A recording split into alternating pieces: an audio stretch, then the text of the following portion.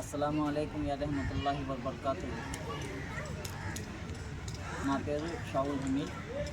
బారా షహీద్ దర్గా ముజావర్ని. ముజావర్ అంటే పండితులు అంటారు తెలుగులో. ఈ బారా షహీద్ దర్గా చరిత్ర చెప్పుకోవాలంటే 860 సంవత్సరాల ముందర టర్కీ నుంచి దేవబోధనలు చెప్పుకుంటూ వచ్చిన బారా షహీద్ వస్తా ఢిల్లీ నుంచి అట్లా పక్క నుంచి వస్తా ఇక్కడ చిన్న గ్రామం గండవరం ఒక ఉంది.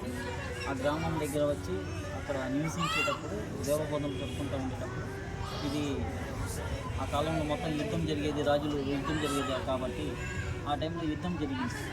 2 రాజులు యుద్ధం జరిగినప్పుడు ఈ మంచి వైపు నిలబడి యుద్ధం చేశారు. ఆ యుద్ధం చేసినప్పుడు చాలామంది 12 మందితో 100 మందితో యుద్ధం అంటే అది తక్కువ అని ఉంటుంది. యుద్ధం అంటే ఒక 1000 మందితో జరిగినప్పుడు అది యుద్ధం అంటారు. అప్పుడు యుద్ధం జరిగింది. ఆ యుద్ధం జరిగినప్పుడు చాలామంది ప్రాణం త్యాగం చేశారు. కానీ బారా షహీద్ మహిమ ఏంటంటే అక్కడ తమను సరస్సులు తెగి పడితే కూడా, అక్కడ షహీద్ అయితే కూడా అక్కడ మనకి వాళ్ళు ప్రాణత్యాగం చేస్తే కూడా, కానీ అక్కడి నుంచి ఇక్కడ దాకా కలలు లేకుండా ముందు మాత్రం గుర్రం మీద ఇక్కడ దాకా యుద్ధం చేస్తుంది. ఇది వీళ్ళు బారా షహీద్ మహిమ.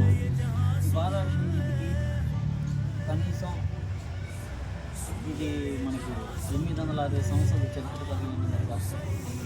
రెండోది ఏంటంటే బారా షహీద్ వాళ్ళకి ఆ టైంలో ఇక్కడ సమాధి చేశారు. సమాధి చేసినప్పుడు దర్గా నిర్మించలేదు. ఆల్కాడ్ నవాబ్ వాళ్ళకి పీరియడ్ వచ్చినప్పుడు గతం 284 సంవత్సరాల ముందర నవాబు గారికి ఆయన పీరియడ్ ఉండేటప్పుడు వాళ్ళు బాగా లేకుండా ఉంది, చాలా ఒళ్ళు బాగా లేకుండా ఉండేటప్పుడు వాళ్ళకి వీళ్ళు కనుమలు వచ్చి చెప్పారన్నమాట, మనం ఇక్కడ బారా షహీద్ మనం ఇక్కడ సమాధి ఉన్నాం, మనం దర్గా కట్టండి, మీకు గుణం చేస్తామని చెప్పి. అప్పుడు నవాబు గారు వాళ్ళ భార్య బయలుదేరి ఇక్కడికి వచ్చారన్నమాట. ఇక్కడ వచ్చి తమ అది మొహరం నెల ఎప్పుడు ఏ దర్గా స్థాపించినా సరే, ఏ దర్గా ఒక పని చేయాలంటే కూడా మొహరం నెల 1వ తేదీ నుంచి 30వ తేదీ దాకా చేస్తారు. అది ఇప్పుడు ఈ కాలం ఆ కాలమైనా ఈ కాలమైనా అదే సాంప్రదాయం, మనం షరియత్ ప్రకారం సాంప్రదాయం అంటాం, దాని ప్రకారం చేస్తారు. అంటే నవాబు గారు కూడా కొద్ది రోజుల ముందర వచ్చి మొహరం నెల 1వ తేదీ నుంచి 11వ తేదీ లోపల దర్గా అంతా స్థాపించి దర్గా అంతా తయారు చేసిన తర్వాత ఉత్సవాలు చేశారు. ఉత్సవాలు చేసినప్పుడు ఇప్పుడు అంటే ప్రసాదం లాగా అన్నీ పెట్టి సర్దుములు చేస్తున్నాం. ఆ కాలంలో అన్నము రొట్టి మాత్రమే సర్దుములు చేసేవారు. ఆ కాలంలో అది ఇప్పుడు నవాబు గారి దగ్గర రొట్టి పిండి, ఊరి నుంచి వచ్చేటప్పుడు మనం రొట్టి పిండి బియ్యం పిండి తెచ్చుకుని వచ్చేదే కదా. ఆ కాలంలో అది రొట్టెలు పెట్టుకుని ఆ రొట్టి పిండితో రొట్టెలు చేసి ఆ ఉత్సవం చేసినప్పుడు ప్రసాదంలాగా పెట్టి అది సదింపులు చేసి ఎంతమంది భక్తులు వచ్చారో, వాళ్ళతో జనాభా ఎంతమంది వచ్చారో, అందరు ఎంతమంది అక్కడ ఫాతియాలో పాల్గొన్నారో వాళ్ళందరికీ పంచారన్నమాట. ఆ పంచినప్పుడు ఆ సదింపులు ప్రసాదంలాగా పంచారు. ఆ తినిన వాళ్ళు ప్రతి ఒక్కరు కోరిక తీరింది. ఆ 286 4వ సంవత్సరం ఇది. అప్పటి నుంచి కోరికల రొట్టె అనేది స్థాపన అయింది. అప్పటి నుంచి ఇప్పుడు దాకా ఈ కోరికల రొట్టెలు జరుగుతూనే ఉంది. ఈ కోరికల రొట్టెలు జరిగేది టైమింగ్ ఏంటంటే మొహరం నెల 11వ తేదీ గంధ మహోత్సవం జరుగుతుంది, 12వ తేదీ రొట్టెల పండుగ, 13వ తేదీ తహలీల్ ఫాతిహా జరుగుతుంది. కానీ ఇంతకుముందు గతంలో 1 రోజు 2 రోజులు జరిగేది, ఇప్పుడు కనీసం 10 రోజులు జరుగుతుంది.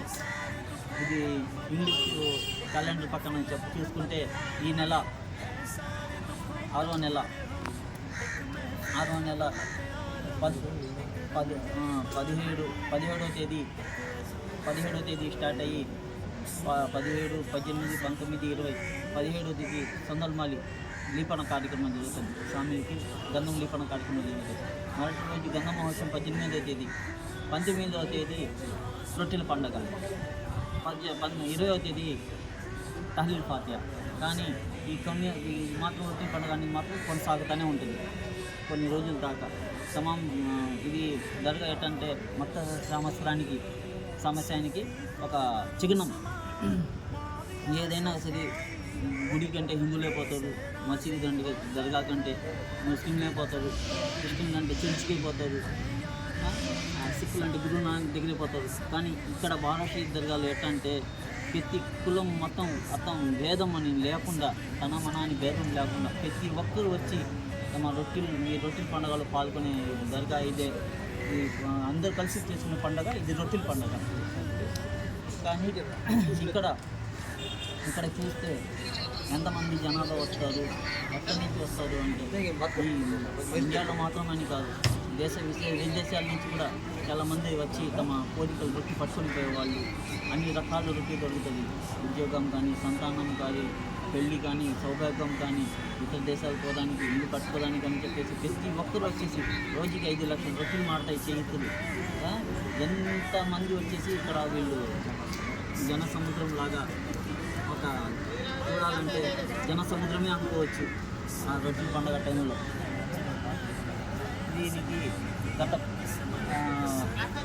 ఒక 10 సంవత్సరాల ముందర చంద్రబాబు నాయుడు గారు వీటిలో దీనికి రాష్ట్ర పండుగ ప్రకటించారు. రాష్ట్ర పండుగ ప్రకటించి 10 సంవత్సరాలు అవుతుంది. 10 సంవత్సరాల నుంచి రాష్ట్ర పండుగగా చేసుకుంటున్నారు.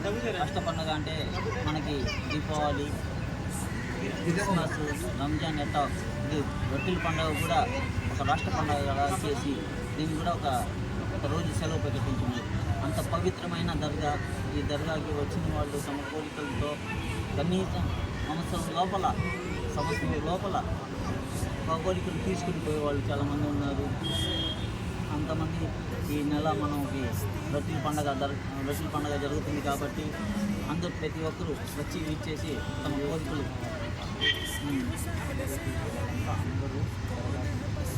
ఈ దర్గా ఈ వీడియో ఎక్కడ దాకా చేస్తుందో అందరూ చూసే వాళ్ళందరూ వచ్చేసి దర్గాకి వచ్చేసి తమ ఈ కార్యక్రమాన్ని జయప్రదంగా చేయాల్సిందిగా కోరుతున్నాను.